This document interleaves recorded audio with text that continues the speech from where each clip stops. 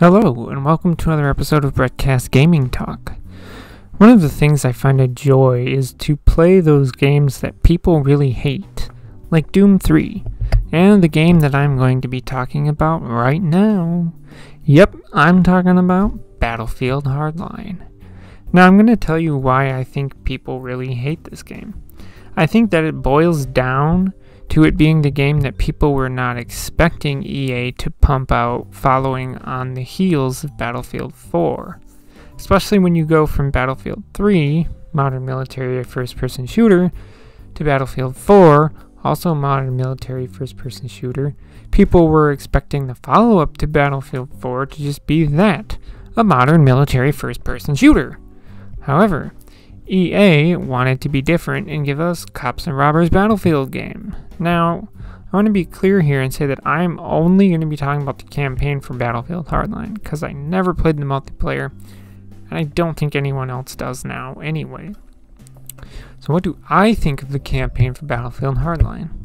I actually quite enjoy the campaign for Battlefield Hardline, but there are some things I don't like about it. In terms of positives, the combat sections feel about the same as they do in Battlefield 4. And I do like that they give you the options to either stealth your way through sections or just shoot everyone. The destruction of the environments is the same as Battlefield 4, and the weapon unlock systems and all that works the same as it does in Battlefield 4. But that's good, because those are things that I like about Battlefield 4 that I'm glad that they carried over into Battlefield Hardline. Alright, so what are the negatives? Well, the first is that the game has a lot of long cutscenes.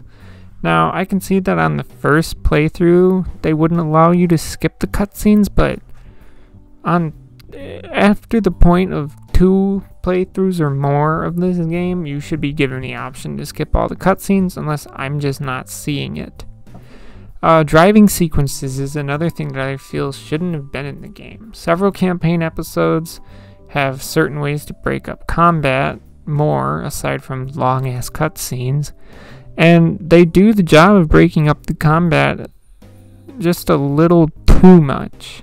Like the one where you have to drive a hoverboat thing from place to place and have all this pointless conversation with your partner, and then these animations of getting out of the boat, and it all just stretches things out just a little bit too much.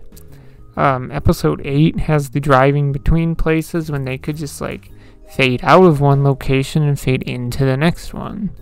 Now, the next thing may be because it's been a while for between playthroughs of Battlefield Hardline for me, but I noticed that the enemies take a lot of damage. Of course, if you hit them in the head, they go down in one shot.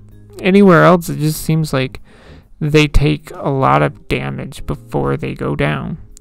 I also found it interesting that there's only like 3 types of enemies throughout the whole campaign. You have handgun guys, AKM or assault rifle guys, and shotgun guys, and that's it. Of course, the final negative is that the game still has a ton of bugs and glitches. Yeah, a game that came out 6 years ago still has bugs and glitches, but none that make the game unplayable. One thing that isn't a positive or a negative is that I find odd that once you hit a point in the campaign that you're no longer a cop, you can still arrest people. You're not a cop. Why are you arresting people? To go with that too, it seems like you just get unlimited handcuffs, which is very unrealistic, but also gives me an idea. Imagine that if in each episode, when you're a cop, you only had enough handcuffs to arrest all the wanted guys. Like throughout the campaign, you know, there's 3 or 4 or 5 people that are on the wanted list. So imagine that you only had enough handcuffs to arrest those people, and you know, you'd still be able to do stealth takedowns, but now you can't just arrest everyone in each episode. You have to rely on your melee takedowns and your I can't think of it, taser takedowns. It's just an idea. So yeah, I really don't hate Battlefield Hardline like most people do. I find it enjoyable to play through. Perhaps the story isn't that well written.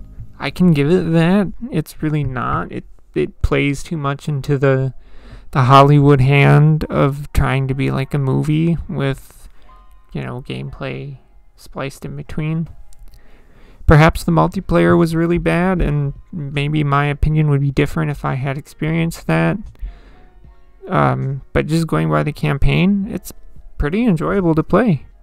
And I think I'm going to be the only person ever in the entire universe to say that I wouldn't mind some kind of sequel to Battlefield Hardline, because it has a very open ending that would lend itself to a sequel.